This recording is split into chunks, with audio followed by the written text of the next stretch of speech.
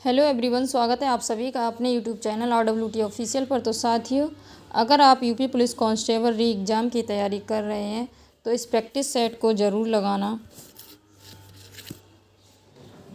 Exampur coaching की team द्वारा बनाए गए 10 प्रैक्टिस सेट ये स्पेशली री एग्ज़ाम की तैयारी के लिए बनाए गए हैं। तो साथियों, चैनल को सब्सक्राइब कर लो, बेल आइकन को प्रेस कर लो ताकि डेली क्लासेस का नोटिफिकेशन सबसे पहले आपको मिले।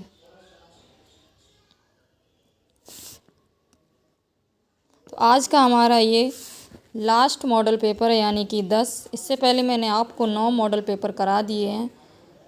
ये प्रैक्टिस सेट ज़रूर लगाना क्योंकि यह आपकी तैयारी को और भी अच्छा। जो भी भाई बहन इस प्रैक्टिस सेट को नहीं मंगा पाए हैं तो वो भाई बहन इस प्रैक्टिस सेट को ज़रूर लगाएं। ये बहुत ही महत्वपूर्ण प्रैक्टिस सेट है। चलिए चलते हैं अपने क्वेश्चंस पर ज़्यादा समय ना लेते हुए। तो पहला प्रश्न है, गोदान निम्नलिखित में से किस प्रसिद्ध लेखक द्वारा लिखा गया उपन्यास है? तो गोदान किसके द्वारा लिखा गया है? सबको पता होगा, ये मुंशी प्रेमचंद के द्वारा लिखा गया उपन्यास है। मुंशी प्रेमचंद के अन्य और भी उपन्यास हैं, जैसे उनकी कृतियाँ हैं। तो कौन कौन सी हैं? गोदान, गबन, निर्मला, कर्मभूमि, रंगभूमि, सेवा सदन, कायाकल्प, ईदगाह, ये इनके इत्यादि उपन्यास हैं। नेक्स्ट है जैसे जयशंकर प्रसाद। तो जयशंकर प्रसाद की कौन कौन सी कृतियाँ हैं या उनके उपन्यास? तो जयशंकर प्रसाद का कंकाल उपन्यास का नाम क्या है? कंकाल, तितली, इरावती, ये इनके उपन्यास हैं। नेक्स्ट है सूर्यकांत त्रिपाठी निराला। तो सूर्यकांत त्रिपाठी निराला की कौन कौन से उपन्यास हैं? तो परिमाल, गीतिका, ये सूर्यकांत त्रिपाठी निराला के। अनामिका, तुलसीदास, नए पत्ते, अणिमा, आराधना और गीत गुंज, ये इनके कृतियाँ हैं या इनकी रचनाएं हैं, कविताएं हैं, कुछ भी कह लो। माखनलाल चतुर्वेदी की। तो माखनलाल चतुर्वेदी की कौन कौन सी है? हिमतरंगिनी, कौन है? हिमतरंगिनी हो गई, माता,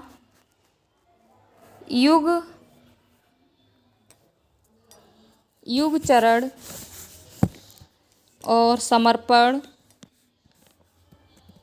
गरीब इरादे, साहित्य देवता, गरीब इरादे और साहित्य देवता, ये इनके उपन्यास हैं। चलिए नेक्स्ट क्वेश्चन पे चलते हैं। सेकंड नंबर, निम्नलिखित में से कौन सा भारत का सर्वोच्च नागरिक पुरस्कार होता है? तो भारत का सर्वोच्च नागरिक जो पुरस्कार होता है वो होता है भारत रत्न। कौन सा होता है? भारत रत्न। और सेकंड भारत का सर्वोच्च नागरिक पुरस्कार क्या होता है? तो वो होता है पद्म विभूषण। पद्म विभूषण सेकंड नंबर पे आता है और भारत रत्न फर्स्ट नंबर पे आता है। और पद्म भूषण कितने पे आता है? तो ये थर्ड नंबर पे आता है। और पद्म श्री ये फोर्थ नंबर पे आता है। ये फोर्थ भारत का सर्वोच्च नागरिक पुरस्कार है। तो फर्स्ट पे कौन सा आता है? Bharat Ratna, Padma Vibhushan second, Padma Bhushan third number पे और पद्म श्री फोर्थ भारत का सर्वोच्च नागरिक पुरस्कार है। चलिए नेक्स्ट क्वेश्चन पे चलते हैं। तो सेकंड का आंसर क्या है? तो सेकंड का आंसर ए है। चलिए नेक्स्ट चलते हैं नेक्स्ट क्वेश्चन पे। थर्ड नंबर है, निम्नलिखित में से किस दिन को भारत में संविधान दिवस के रूप में मनाया जाता है? तो किस दिन भारत में संविधान के रूप में मनाया जाता है? तो 26 नवंबर को हम किस दिन मनाते हैं? 26 नवंबर को भारत में संविधान दिवस के रूप में मनाते हैं 26 नवंबर। तो तीसरे का आंसर क्या हो जाएगा? तो थर्ड का आंसर सी हो जाएगा। क्या हो जाएगा? सी आंसर है। 15 अगस्त को पता होगा क्या मनाते हैं? तो 15 अगस्त को स्वतंत्रता दिवस, जो 1947 में हमारा देश क्या हुआ था? आज़ाद हुआ था, आज़ादी का दिन। 26 जनवरी को क्या मनाते हैं? गणतंत्र दिवस। 26 जनवरी को गणतंत्र दिवस मनाते हैं। इस दिन क्या हुआ था? 1950 को संविधान अस्तित्व में आया था। 26 जनवरी को हमारा संविधान क्या अस्तित्व में आया था, इसीलिए हम 26 जनवरी को गणतंत्र दिवस मनाते हैं। आगे चलते हैं। निम्नलिखित में से लैक्टिक एसिड होता है, तो लैक्टिक एसिड किस में पाया जाता है? फोर्थ का आंसर क्या हो जाएगा? दही। तो दही में क्या पाया जाता है बच्चों? लैक्टिक एसिड पाया जाता है। तो दूध और दही में क्या पाया जाता है? दूध और दही में लैक्टिक एसिड पाया जाता है। और सिरका में सिट्रिक अम्ल यानी खट्टे चीज़ों में क्या पाया जाता है? सिट्रिक। पालक में ऑक्जेलिक, पालक में या पत्तेदार सब्जियों में, फलों में, टमाटर में ऑक्जेलिक एसिड पाया जाता है। चलिए नेक्स्ट पे चलते हैं। गुड़ी पड़वा निम्नलिखित में से किस राज्य का वसंत समय में त्यौहार मनाया जाता है? तो गुड़ी पड़वा ये कहाँ मनाती है? महाराष्ट्र में मनाते हैं। गुड़ी पड़वा ये महाराष्ट्र में मनाया जाने वाला ये एक त्यौहार है। महाराष्ट्र में गुड़ी पड़वा के साथ साथ मकर संक्रांति क्या मनाते हैं? मकर संक्रांति ये भी वहाँ बहुत धूमधाम बड़े उत्साह के साथ मनाते हैं। उसके साथ साथ गणेश चतुर्थी, महाराष्ट्र में गणेश चतुर्थी का त्यौहार भी पर्व भी बहुत ही, गणेश चतुर्थी और जन्माष्टमी ये भी महाराष्ट्र में मनाया जाने वाला एक त्यौहार है। नेक्स्ट है जैसे उत्तराखंड, तो उत्तराखंड में कौन सा त्यौहार? तो उत्तराखंड में सबसे जो प्रसिद्ध त्यौहार है या यूँ कहें प्रसिद्ध मेला है तो वो है कुंभ मेला। ये उत्तराखंड का एक प्रसिद्ध मेला है, त्यौहार है। यहाँ पे अन्य त्यौहार जैसे प्रमुख त्यौहार में आ जाएगा कुंभ मेला के साथ साथ और कौन सा आ जाता है? तो वहाँ पे फूलदेही जो राष्ट्रीय पर्व है। कौन सा? फूलदेही ये एक राष्ट्रीय पर्व है। नेक्स्ट है जैसे कि हिमाचल प्रदेश, तो हिमाचल प्रदेश में कौन सा प्रमुख त्यौहार है? तो वहाँ का ये कुल्लू दशहरा। हिमाचल प्रदेश में क्या मनाते हैं? कुल्लू जो दशहरा है ये अक्टूबर में मनाते हैं। वहाँ पे कुल्लू दशहरा को क्या लगता है? मेला लगता है, भारी मेला लगता है। गुजरात, तो गुजरात का प्रसिद्ध त्यौहार क्या है? नवरात्रि। वहाँ पे नवरात्रि बहुत ही धूमधाम से मनाते हैं। 9 दिन माता रानी की पूजा, आरती, अर्चना और वहाँ उसके बाद वहाँ पे कन्या ये सब। और वहाँ का जो नृत्य है, गुजरात का जो नृत्य है वो है गरबा। गरबा वहाँ का लोक नृत्य है। चलिए आगे चलते हैं। नेक्स्ट क्वेश्चन है 6 नंबर, 10 की जनगणना कराने की जिम्मेदारी निम्नलिखित में से किसके मंत्रालय पर है? तो किसके मंत्रालय पर है? तो ये गृह मंत्रालय के अंदर मिनिस्ट्री ऑफ होम। तो ये आंसर इसका क्या है? डी है। 6 का आंसर डी है, गृह मंत्रालय। चलिए आगे चलते हैं। नेक्स्ट क्वेश्चन है, राष्ट्रीय मानवाधिकार आयोग का मुख्यालय निम्नलिखित में से कहाँ स्थित है? तो राष्ट्रीय मानवाधिकार आयोग का मुख्यालय ये नई दिल्ली में स्थित है। कहाँ है? नई दिल्ली में। मैंने आपको सारे जो भी मुख्यालय हैं या फिर इसकी क्लास पढ़ा दी है, इसका लेक्चर पढ़ा हुआ है हमारे चैनल पे ही, RWT ऑफिशियल पे। चलिए नेक्स्ट क्वेश्चन पे चलते हैं। साइबर क्राइम की शिकायत दर्ज कराने के लिए हेल्पलाइन नंबर क्या है? तो हेल्पलाइन नंबर क्या है साइबर क्राइम की शिकायत दर्ज कराने के लिए? तो 8 का आंसर क्या है? सी, यानी 1930। ये इसका हेल्पलाइन नंबर है साइबर क्राइम की शिकायत दर्ज कराने के लिए। नेक्स्ट है, उत्तर प्रदेश पुलिस की टैगलाइन क्या है? तो उत्तर प्रदेश पुलिस की टैगलाइन क्या है? तो सुरक्षा आपकी, संकल्प हमारा। सुरक्षा आपकी और संकल्प हमारा, ये इसकी टैगलाइन है। उत्तर प्रदेश पुलिस की टैगलाइन क्या है? सुरक्षा आपकी और संकल्प हमारा।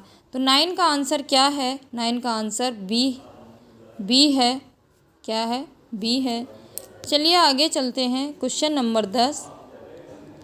आर्यभट्ट प्रेक्षण विज्ञान अनुसंधान संस्थान प्रमुख शोधकर्ता या उनके, ये मैंने आपको पढ़ा दिया है, निम्नलिखित में से किस जिले में स्थित है?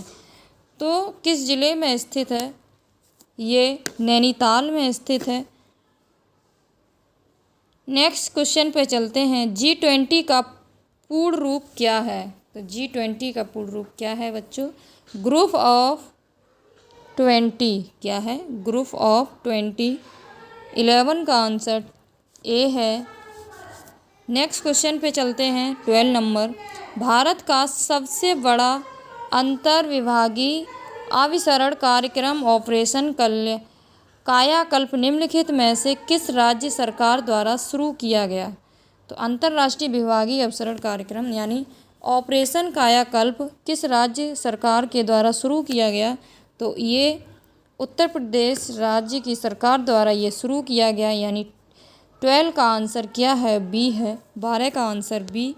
नेक्स्ट क्वेश्चन पे चलते हैं। 13 नंबर। भारत में राष्ट्रव्यापी GST का विचार सबसे पहले निम्नलिखित में से किसके द्वारा प्रस्तावित किया गया था? तो ये विजय केलकर टास्क फोर्स यानी कि विजय केलकर के द्वारा ये विचार सबसे पहले दिया गया था GST का। तो आंसर ए हो जाएगा। 13 का आंसर ए। मैंने आपको GST का टॉपिक पढ़ा दिया, आप हमारे चैनल पे जाके पढ़ सकते हैं। चलिए आगे चलते हैं। भारत का निम्नलिखित में से कौन सा पड़ोसी देश भारत के साथ भूमि सीमा साझा नहीं करता? तो नेपाल, म्यांमार, भूटान, मालदीव। तो कौन सा साझा नहीं करता है? 14 का आंसर बताइए क्या हो जाएगा? तो मालदीव जो है वो भारत के पड़ोसी देश के साथ सीमा साझा नहीं करता है, लेकिन म्यांमार, भूटान, नेपाल ये सारे साझा करते हैं। आगे चलते हैं। 15 नंबर क्वेश्चन है, चलिए पढ़ते हैं। टोक्यो एशिया के निम्नलिखित में से किस देश की राजधानी क्या है? तो राजधानी टोक्यो। किसकी? जापान की राजधानी क्या है बच्चों? टोक्यो है। तो आंसर सी हो जाएगा। 15 का आंसर क्या है? सी है। चलिए आगे चलते हैं। 16 नंबर प्रश्न है, प्रश्न को पढ़ते हैं। संयुक्त राज्य अमेरिका में स्थित ग्रांड कैनियन निम्नलिखित में से किस नदी द्वारा निर्मित किया गया था? तो स्थित ग्रांड कैनियन किस नदी के द्वारा निर्मित किया गया? तो 16 का आंसर क्या हो जाएगा? पहले आप बताइए।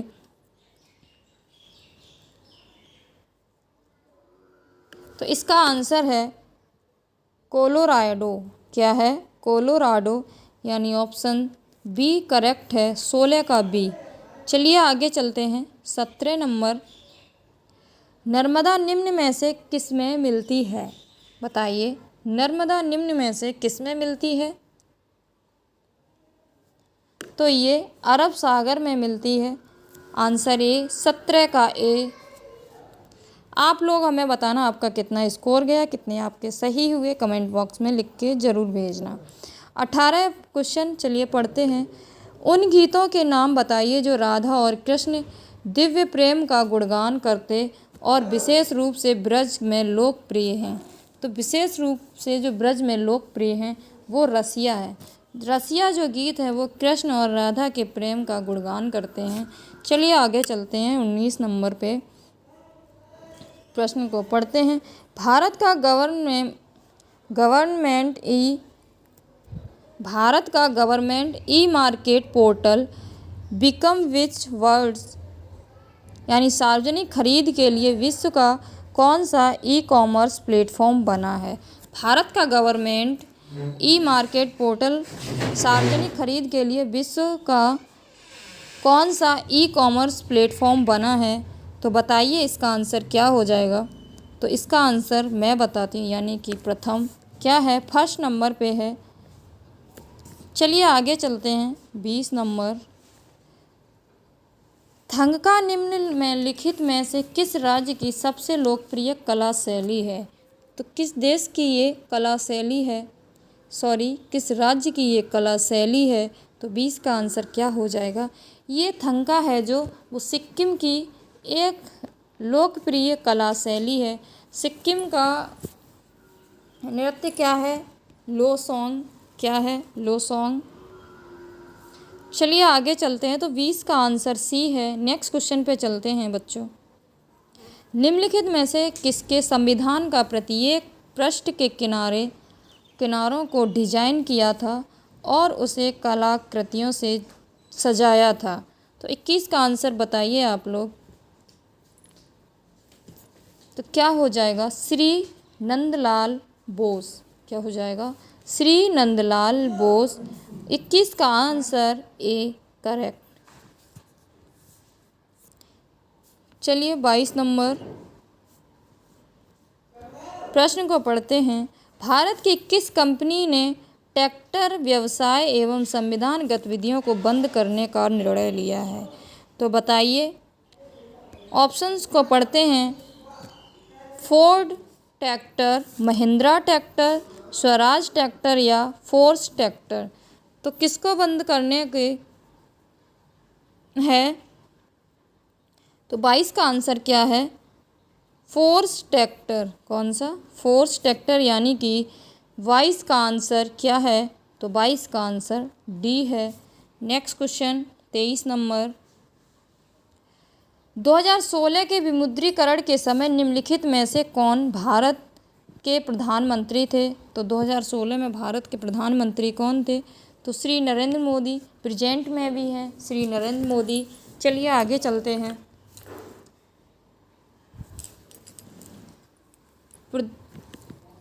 प्रभावती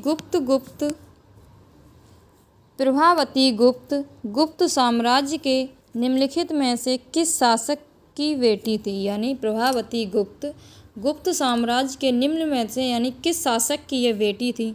तो ये किस शासक की बेटी थी। तो ये चंद्रगुप्त द्वितीय की बेटी थी। यानी 24 का आंसर क्या है, सी है। नेक्स्ट है 25 नंबर प्रश्न है। चलिए पढ़ते हैं।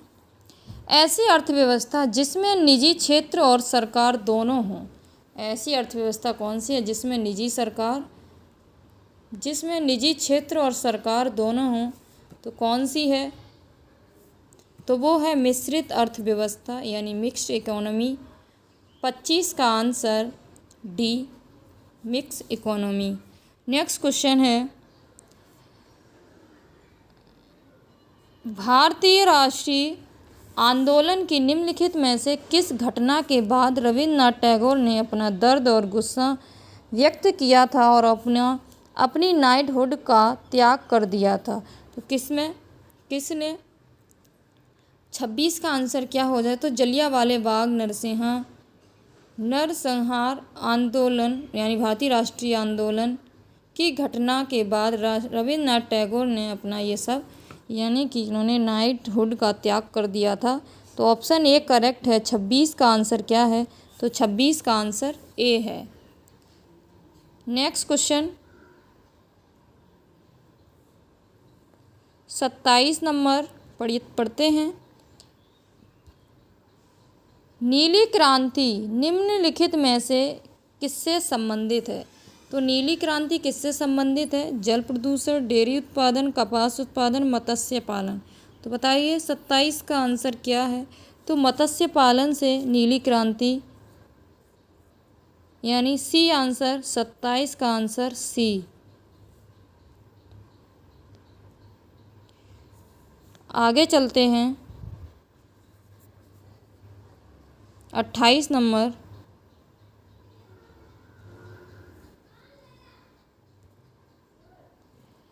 खाद्य और कृषि संगठन ने अंतर्राष्ट्रीय बाजार वर्ष 2013 का समापन समारोह निम्नलिखित में से किस शहर में आयोजित किया गया? तो किस में आयोजित किया गया? तो 28 का आंसर क्या है? बी। क्या है? B answer. नेक्स्ट क्वेश्चन पे चलते हैं।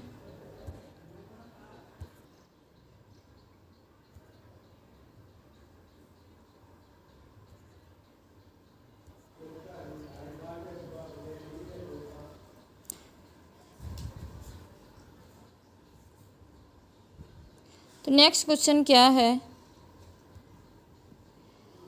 हाल ही में द टाइम्स ग्रुप द्वारा किसे प्रतिष्ठित टाइम्स पावर आइकन 2024 का पुरस्कार प्रदान किया गया? तो 29 का आंसर क्या हो जाएगा बच्चों?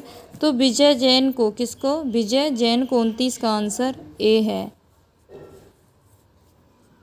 Next question.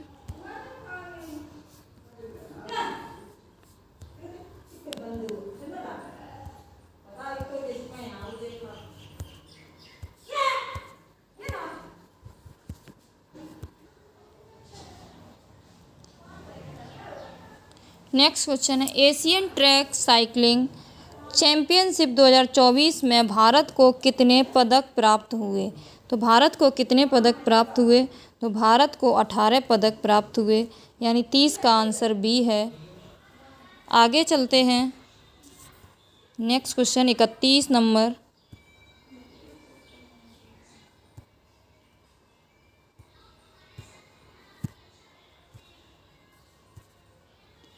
निम्नलिखित में से कौन टाटा स्टील लिमिटेड के संस्थापक थे? तो कौन टाटा स्टील के संस्थापक थे? तो सर जसमेद जी सरवान जी टाटा। कौन? तो ऑप्शन बी करेक्ट है। Next question.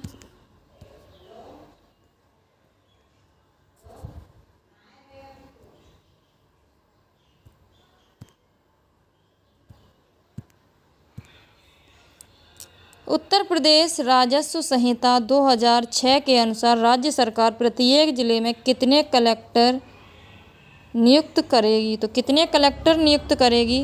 तो इसका आंसर क्या हो जाएगा बच्चों? तो इसका आंसर कितने कलेक्टर नियुक्त करेगी? तो 32 का आंसर क्या है? ए है। क्या है? 1। A answer. Next question 33 number. वर्तमान में इलाहाबाद उच्च न्यायालय में न्यायाधीशों की स्वीकृति संख्या कितनी है? तो न्यायाधीशों की संख्या स्वीकृति कितनी है? तो 33 का आंसर क्या हो जाएगा? तो 33 का आंसर सी हो जाएगा, यानी 160। C answer 160। नेक्स्ट क्वेश्चन पे चलते हैं। भारत की स्वतंत्रता के बाद उत्तर प्रदेश राज्य के पहले मुख्यमंत्री कौन थे? तो स्वतंत्रता के बाद यानी स्वतंत्रता के बाद उत्तर प्रदेश राज्य के पहले मुख्यमंत्री भारत के उत्तर प्रदेश के पूछे गए हैं। तो कौन थे? उनका नाम क्या था बताइए, सबको पता होगा। तो कौन थे? श्री गोविंद वल्लभ थे। श्री गोविंद वल्लभ, यानी 34 का ए। नेक्स्ट क्वेश्चन पे चलते हैं। 35 नंबर। मायातिसो भारत के निम्नलिखित में से किस राज्य केंद्र शासित प्रदेश में स्थित पहला जैव विविधता विरासत स्थल है? BHS कहाँ स्थित है? तो ये लद्दाख में स्थित है, यानी ऑप्शन बी करेक्ट है। 35 का बी। नेक्स्ट क्वेश्चन पे चलते हैं। निम्नलिखित में से कौन सी एक व्यापक और दूरदर्शी पहल है जिसका उद्देश्य उत्तर प्रदेश राज्य में महिलाओं को सुरक्षा, सलामती और आत्मनिर्भरता के लिए सशक्त बनाना है? तो चलिए इसके ऑप्शंस को देखते हैं। नंबर 1 ए पे है मिशन शक्ति, मिशन विनीता, मिशन सुनीता और मिशन वामिनी। तो कौन सा ऑप्शन इसका करेक्ट हो जाएगा? 36 का आंसर। तो मिशन शक्ति यानी ए ऑप्शन सही है। 36 का आंसर ए। नेक्स्ट क्वेश्चन पे चलते हैं। 37, उत्तर प्रदेश की राज्य सीमा निम्नलिखित में से किस राज्य की सीमा को नहीं छूती? तो बिहार, तेलंगाना, उत्तराखंड, हरियाणा। किसको नहीं छूती है? तो ये तेलंगाना से नहीं छूती है, लेकिन बिहार, हरियाणा, उत्तराखंड इसके साथ सीमा ये साझा करता है। नेक्स्ट क्वेश्चन है, दक्षिणी भारत की सबसे ऊंची चोटी अनामुडी है जो निम्नलिखित में से किस पर्वत श्रृंखला में स्थित है? तो ये किस पर्वत श्रृंखला में स्थित है? तो ये नीलगिरी श्रृंखला यानी ऑप्शन डी करेक्ट है। 38 का आंसर क्या है बच्चों? तो 38 का आंसर है डी। नेक्स्ट क्वेश्चन पे चलते हैं। अब यहाँ से हमारे हिंदी के क्वेश्चन स्टार्ट हो गए, तो चलिए जल्दी से लगा लेते हैं। निम्नलिखित में से कौन सा शब्द तद्भव है? तो कौन सा शब्द तद्भव है? 39 का आंसर क्या है? तो उल्लू। उल्लू क्या है? तद्भव है। मृतिका, वानर, ओष्ठ ये क्या है? तत्सम है। 40 क्वेश्चन पढ़ते हैं। इसमें तत्सम शब्द पूछा है, उसमें तद्भव पूछा था, इसमें सांवला, सींग, सीख, शुष्क। 40 का आंसर क्या है? ए है, जो शुष्क जो है वो तत्सम है। नेक्स्ट है 41, चांदनी शब्द के पर्यायवाची किस विकल्प में है? तो चांदनी शब्द का पर्यायवाची किस विकल्प में है? तो ये कौमुदी और ज्योत्स्ना में क्या है? चांदनी शब्द के पर्यायवाची है। तो ये 41 का आंसर क्या है? तो 41 का आंसर सी है। नेक्स्ट क्वेश्चन है 42 नंबर, वाक्यांश के लिए दिया गया शब्द सुसंगत है। तो जो शब्द सुसंगत है उसको बताना है। तो 42 में बताइए कौन सा ऐसा ऑप्शन है सुसंगत है? तो आदि से अंत तक अधोपांत, जो पहले ना हुआ हो होनहार, जो पढ़ा ना गया हो अपठनीय, शत्रु को जीतने वाला अजात शत्रु। तो आंसर क्या है इसका? डी है। 42 का आंसर क्या है? डी। चलिए आगे चलते हैं। 43 नंबर, श्रुति सम भिन्नार्थक शब्द युग्म हमें निर्वाद और निर्वाद का उचित अर्थ क्या होगा? तो निर्वाद और निर्विवाद का उचित अर्थ हमें इसमें बताना है। तो बताइए निर्वाद का क्या होता है? निष्कासन, भाईचारा, या निंदा विवाद रहित, या निंद्रा भ्रम, या विवाद रहित मित्रता। तो बताइए क्या आंसर है?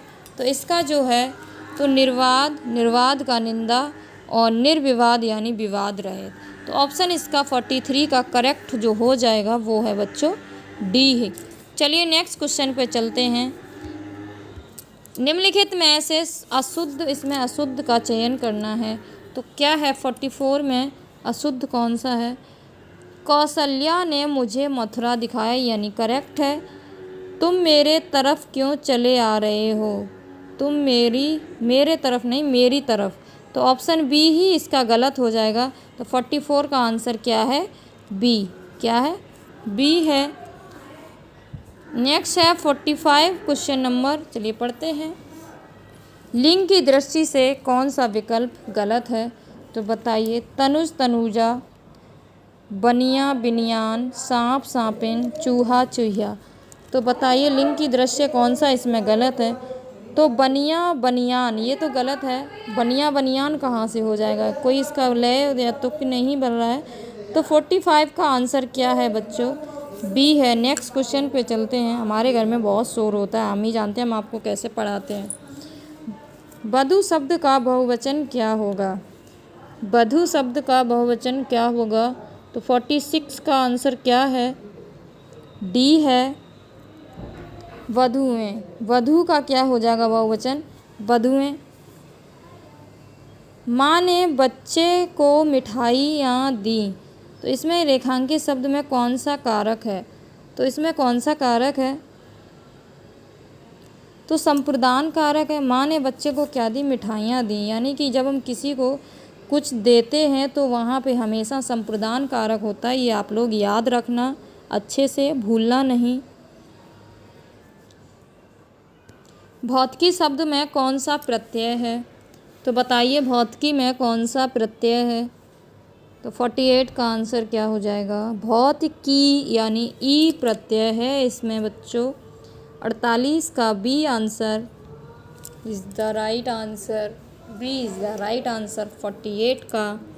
नेक्स्ट क्वेश्चन पे चलते हैं। निर्भिमान शब्द में कौन सा उपसर्ग है? तो निर उपसर्ग हो जाएगा इसमें। क्या हो जाएगा? 49 का आंसर क्या हो जाएगा? यानी 49 का आंसर जो है वो है डी है। आगे चलते हैं। 50 नंबर क्वेश्चन।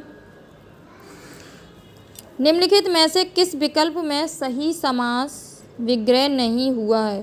तो किस में सही समास का विग्रह नहीं हुआ है? तो बताइए, आप लोग बताइए। पुराण वेद और पुराण सही है। यज्ञशाला यज्ञ के लिए शाला सही है। देह लता लता रूपी देह, तो किसमें समास विग्रह सही नहीं है? नवनिधि 9 प्रकार की निधियाँ, ये सही है। तो आंसर क्या हो जाएगा इसका? बी हो जाएगा। क्या हो जाएगा? बी। 50 का आंसर बी। देह लता का ये नहीं होगा, देह रूपी लता हो जाएगा, लता रूपी देह नहीं। चलिए आगे चलते हैं। 51 क्वेश्चन है। निम्नलिखित में से निश्चयवाचक सर्वनाम, तो निश्चय क्या है? यह है। क्या प्रश्नवाचक में आ जाए, कुछ अनिश्चय में आ जाता है, कौन, ये भी अनिश्चय में आ जाता है। तो करेक्ट आंसर क्या हो जाएगा? सी हो जाएगा। 51 का आंसर सी। 51 का आंसर सी, याद रखना 51 का आंसर सी। नेक्स्ट क्वेश्चन पे चलते हैं। 52 नंबर। कवीश्वर का संधि विच्छेद क्या होगा? तो कवीश्वर का संधि विच्छेद क्या हो जाएगा? कवि प्लस ईश्वर, यानी इसका बी करेक्ट हो जाएगा। 52 का आंसर बी है, याद रखना बच्चों 52 का बी। नेक्स्ट क्वेश्चन है 53। क्या कोई तारे गिन सकता है? वाक्य में किस चिन्ह का प्रयोग हुआ है? तो क्या कोई तारे गिन सकता है, यानी कि ये प्रश्नवाचक ये चिन्ह पूछा गया, प्रश्न सूचक ये चिन्ह है। क्या कोई तारे गिन सकता है? चलिए आगे चलते हैं। तो 53 का आंसर डी है, याद रखना। नेक्स्ट क्वेश्चन है 54 नंबर, पढ़ते हैं। ईमानदार शब्द में कौन सा विशेषण है? तो ईमानदार में कौन सा विशेषण है बच्चों? तो ये एक उसका गुण है। क्या है? ईमानदारी एक गुण होता है। तो ये इसका जो आंसर हो जाएगा वो सी हो जाएगा। करेक्ट है इसका 54 का सी करेक्ट। 55 question number. निम्न में से सकर्मक क्रिया का उदाहरण कौन सा होता है? तो सकर्मक क्रिया के साथ हमेशा कर्म जुड़ा होता है। जिसमें कर्म जुड़ा हो वो हमेशा सकर्मक क्रिया होती है। अकर्मक क्रिया में क्या होता है? उसमें कोई कर्म नहीं जुड़ा होता है। जैसे कि रोना, हंसना, पलक झपकाना, ये अकर्मक क्रियाएं होती हैं। तो 55 का क्या हो जाएगा? सकर्मक। वह छत पर है, हाथी सो रहा था, रमेश ने खिलौने खरीदे, राम मंदिर अयोध्या में बना है। तो बताइए 55 का आंसर क्या हो जाएगा? तो रमेश ने खिलौने खरीदे, यानी इसके साथ कर्म जुड़ा है, तो सकर्मक क्रिया है ये। तो ऑप्शन क्या है? 55 का आंसर क्या हो जाएगा? बी हो जाएगा करेक्ट। नेक्स्ट क्वेश्चन है। नेक्स्ट अगला। गाय मीठा दूध देती है, वाक्य किस काल का है? गाय मीठा दूध देती है, तो क्या है? सामान्य वर्तमान काल है, क्योंकि गाय दूध देती है यानी दे रही है, तो ये सामान्य वर्तमान काल है। तो 56 का आंसर ये है 57। उमा से पढ़ा नहीं जाता, वाक्य में कौन सा वाच्य है? उमा से जब पढ़ा ही नहीं जाता तो बताइए, यह अपना भाव प्रकट कर रही है। तो 57 में क्या हो जाएगा? आंसर सी है इसका। 57 का आंसर सी, याद रखना। 58 क्वेश्चन नंबर। कान पर जू ना रेंगना मुहावरे का अर्थ निम्न के हिम्मत टूट जाना, बहुत दुख, कुछ असर ना होना। तो करेक्ट है, कुछ असर ना होना, कान पे जू रेंगना। तो 58 का आंसर सी है। Next question 59। आकर्षण का विलोम शब्द, तो आकर्षण का क्या हो जाएगा विलोम शब्द? तो 59 का क्या हो जाएगा बच्चों? आकर्षण का हो जाएगा अनाकर्षण, यानी सी आंसर करेक्ट है 59 का सी। नेक्स्ट है सब और विपत्ति का होना, इस अर्थ के लिए सही लोकोक्ति निम्नलिखित में से कौन सी है? तो 60 का क्या होगा? आगे कुआं पीछे खाई, सब और विपत्ति का होना आगे कुआं पीछे खाई, यानी 60 का आंसर ए है। अगला क्वेश्चन, शांत रस का स्थायी भाव क्या होगा? तो शांत रस का स्थायी भाव क्या हो जाएगा? तो शांत का होता है निर्वेद। क्या होता है? निर्वेद। 60 का आंसर डी है। आगे चलते हैं। 61 का आंसर है डी। 62, शिल्पगत आधार पर दोहे से उल्टा छंद क्या है? तो दोहे का उल्टा कौन सा होता है? बताइए आप लोग। तो दोहा का उल्टा सोठा होता है, यानी कि सी आंसर करेक्ट है। 62 का आंसर सी। 63 नंबर, रहमन पानी राखिए बिन पानी सब सून, पानी गए न उबरे माती मानुष चून। तो ये इस बार पुलिस में जो एग्ज़ाम हुआ था उसमें पूछा भी गया था। तो ये इसमें कौन सा हो जाएगा? तो ये श्लेष अलंकार है। 63 का आंसर क्या है? तो इसमें क्या हो जाएगा? श्लेष अलंकार। तो श्लेष अलंकार में क्या होता है? एक शब्द के साथ कई अर्थ चिपके होना, यानी कि 2 अर्थ चिपके होना, वही श्लेष अलंकार का अर्थ होता है।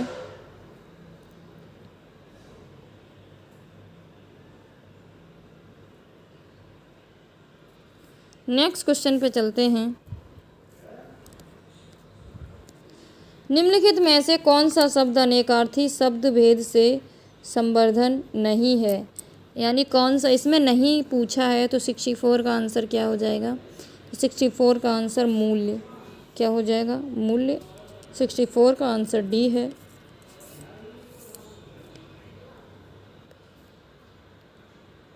तो अब यहाँ से हमें गद्यांश के क्वेश्चंस को सॉल्व करने, यानी 65 से लेके 69 तक हमें गद्यांश के क्वेश्चन दिए गए हैं। तो पहले गद्यांश को पढ़ते हैं। महात्मा गांधी अपना काम अपने हाथ से करने पर बल देते थे। वे प्रत्येक आश्रमवासी से आशा करते थे कि वह अपने शरीर से संबंधित प्रत्येक कार्य सफाई तक स्वयं करेगा। उनका कहना था कि जो श्रम नहीं करता है वह पाप करता है और पाप का अन्न खाता है। पाप का क्या करता है? अन्न खाता है। ऋषि मुनियों ने कहा है, बिना श्रम किए जो भोजन करता है वह वस्तुतः चोर है। महात्मा गांधी का समस्त जीवन प्रदर्शन श्रम सापेक्ष था। उनका समस्त अर्थशास्त्र यही बताता था कि प्रत्येक तो नेक्स्ट चलिए कहाँ पे पहुँचे? बिना श्रम के जो भी भोजन करता है वो वस्तु। तो कहाँ थे? भूल गए, हम बात करने लगे थे, मेरी बुआ जी आ गई थी। कि प्रत्येक उपभोक्ता को, हाँ, उनका समस्त अर्थशास्त्र यही बताता था कि प्रत्येक उपभोक्ता को उत्पादनकर्ता होना चाहिए। उनकी नीतियों की उपेक्षा करने के परिणाम हम आज भी भोग रहे हैं। ना गरीबी कम होने में आती है और ना बेरोजगारी पर नियंत्रण हो पा रहा है और ना अपराधों की वृद्धि हमारे वंश की बात हो रही है। दक्षिण कोरिया वासियों ने श्रमदान करके ऐसे श्रेष्ठ भवनों का निर्माण किया जिनसे किसी को भी ईर्ष्या हो सकती है। तो चलिए इसके क्वेश्चन, तो इसका सबसे पहले हमें इस क्वेश्चन में पूछा है, इस गद्यांश का उचित शीर्षक क्या है? तो इस गद्यांश का उचित शीर्षक बच्चों क्या है? तो महात्मा गांधी के श्रम संबंधी विचार, यानी उन्होंने ये कहा था कि अगर बिना श्रम के आप भोजन करते, अन्न करते हैं तो वो एक पाप का भागी है। यानी बिना श्रम के अन्न दान करना तो वो क्या है? पाप। हमें हमेशा श्रम करना चाहिए। वस्तुतः अगर हम श्रम नहीं करेंगे तो हम एक चोर कहलाएंगे, ऐसा ही उन्होंने बताया है इसमें। तो प्रत्येक उपभोक्ता को उत्पादनकर्ता एक होना चाहिए, यही इसका शीर्षक है, उद्देश्य है इस गद्यांश का। नेक्स्ट क्वेश्चन है, समस्त का पर्यायवाची शब्द क्या होगा?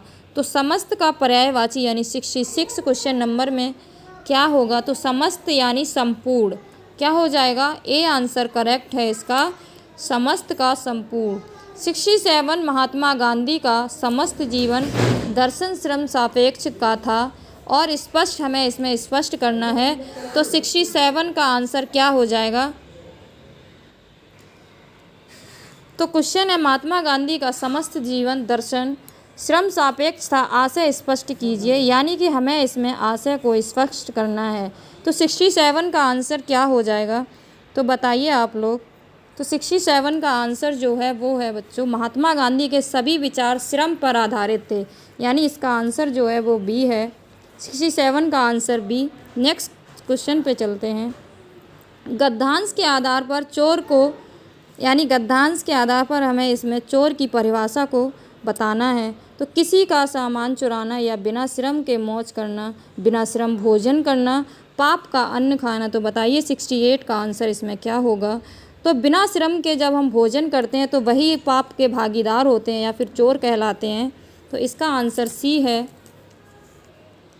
गांधी जी पापी किसे मानते थे? तो गांधी जी किसको पापी मानते थे? हिंसक को या श्रमिकों को या बेरोजगार को, श्रम ना करने वालों को। तो जो श्रम नहीं करते थे गांधी जी उन्हीं को क्या मानते थे? पाप के भागीदारी मानते थे। तो इसका जो आंसर है वो डी है। 69 का आंसर डी है। नेक्स्ट क्वेश्चन, पंचवटी निम्नलिखित में से किसकी रचना है? पंचवटी निम्नलिखित में से किसकी रचना है? तो पंचवटी मैथिली शरण गुप्त की रचना है। 670 का आंसर जो है वो है डी। 71 क्वेश्चन, नीरजा कृति निम्नलिखित में से किसकी है? तो नीरजा रचना किसकी है? तो ये महादेवी वर्मा की है। महादेवी वर्मा की एक और जो रचना है वो है रश्मि। क्या है? रश्मि है। नेक्स्ट क्वेश्चन पे चलते हैं। हिंदी भाषा किस भाषा से उत्पन्न हुई है? तो हिंदी भाषा अपभ्रंश भाषा से उत्पन्न हुई है। तो 72 का आंसर क्या है? बी डी है। नेक्स्ट है, वह बिल्कुल थक गया, इस वाक्य में कौन सा क्रिया विशेषण है? तो 73 का क्या आंसर हो जाएगा? तो वह बिल्कुल थक गया है। बताइए क्या हो जाएगा? तो परिमाणवाचक क्रिया विशेषण है। क्या है? बिल्कुल। क्या है? बिल्कुल या कुछ ऐसा थोड़ा बोड़ा ऐसे दे दिया है तो वो उसमें क्या दे देते हैं? वो परिमाणवाचक, यानी तो ये क्रिया परिमाणवाचक क्रिया विशेषण है। नेक्स्ट क्वेश्चन पे चलते हैं। 74 क्वेश्चन नंबर, निम्नलिखित में से मृदु शब्द का पर्यायवाची शब्द जो नहीं है वो इसमें पूछा गया है। तो बताइए 74 का आंसर क्या हो जाएगा? तो इसमें कूल हो जाएगा, जो नहीं है। लेकिन मुलायम, मृदु यानी मुलायम होता है, कोमल होता है, मृषण होता है। तो 74 का आंसर क्या है? डी है।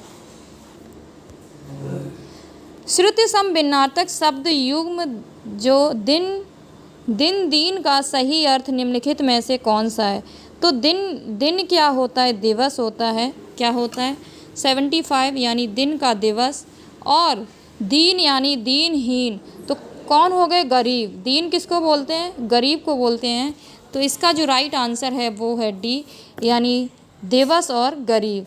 तो डी आंसर, 75 का आंसर डी। आँख के सामने वाक्यांश के लिए निम्नलिखित में से सही क्या है?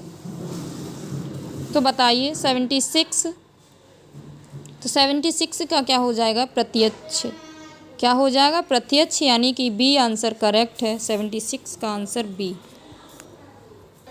तो बच्चों पूरा प्रैक्टिस सेट सॉल्व हो गया है। हिंदी और जीके जीएस का पोर्शन सॉल्व हो गया। चलिए अब हम आपको मिलते हैं नेक्स्ट वीडियो में नेक्स्ट टॉपिक के साथ। अगर आपको हमारी वीडियो पसंद आए तो चैनल को सब्सक्राइब करें, वीडियो को लाइक कमेंट शेयर करें, और best of luck. Thank you.